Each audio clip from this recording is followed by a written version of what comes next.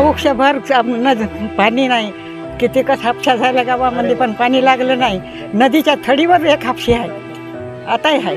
तर आम्ही बोबरे करू करू इथलं पाणी काढू काढू आम्ही आमचं जीवन कटलं। पाण्याची आम्हाला खूप गरज आहे, आता तर खूपच गरज आहे। तुम्हाला हात जोडून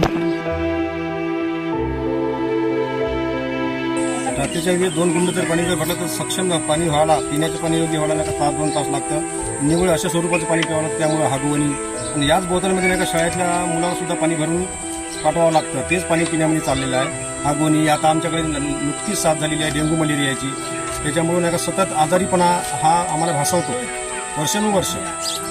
पावसाळा असो काही असो शुद्ध पाणी प्यायला भेटतच नाही।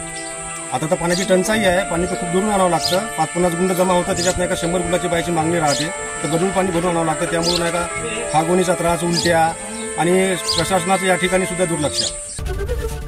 एबीपी माझा, उघडा डोळे बघा नीट।